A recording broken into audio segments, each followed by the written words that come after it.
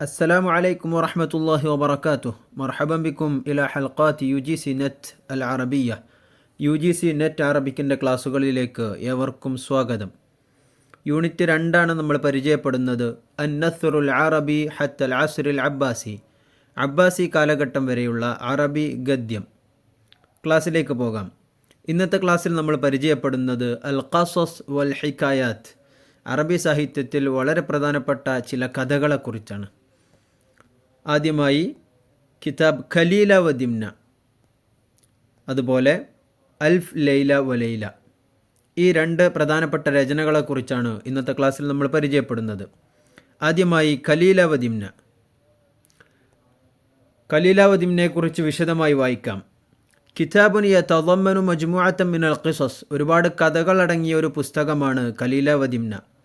ترجمه عبد الله بن المقفع إلى اللغة العربية في العصر العباسي في القرن الثامن الميلادي. ക്രിസ്താബ്ദം 8-ാം നൂറ്റാണ്ടിൽ അബ്ബാസി ഭരണകാലഘട്ടത്തിൽ അറബി ഭാഷയിലേക്ക് ഈ പുസ്തകം വിവർത്തനം ചെയ്തത് അബ്ദുല്ലാഹിബിൻ മുഖഫ ആണ്. കതബഹുൽ ഹക്കീം അൽ ഹിന്ദി ബൈദബ ലി മലിക് അൽ ഹിന്ദ് ദബ്ശലീം, ഇന്ത്യയിലെ രാജാവായ ദബ്ശലീമിനു വേണ്ടി ബൈദബ എന്ന ഹക്കീം എഴുതിയതാണ് ഈ പുസ്തകം. ബില്ലുഗത്തി സംസ്കൃതിയ ഫിൽ ഖർനി റാബിഅ അൽ മീലാദി, ക്രിസ്താബ്ദം 4-ാം നൂറ്റാണ്ടിൽ സംസ്കൃത ഭാഷയിലാണ് ഈ പുസ്തകം അദ്ദേഹം രചിച്ചത്.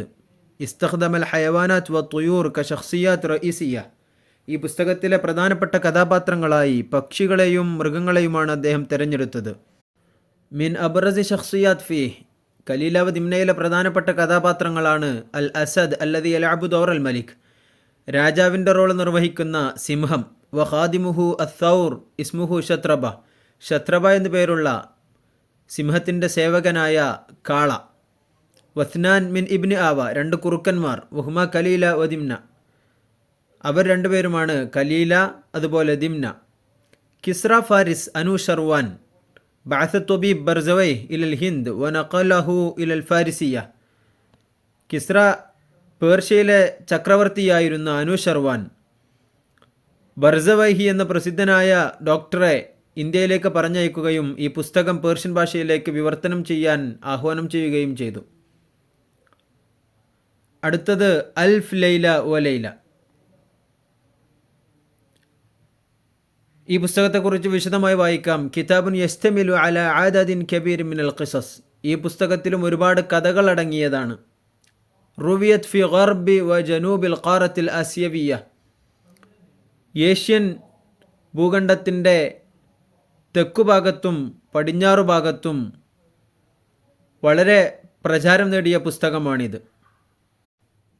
استغرق جمع الكتاب بضعة قرون على يد عدد من المؤلفين والمترجمين من آسيا وأفريقيا. ഈ പുസ്തകം ഒരുമിച്ച് കൂട്ടാൻ കുറച്ച് നൂറ്റാണ്ടുകളെടുത്തു.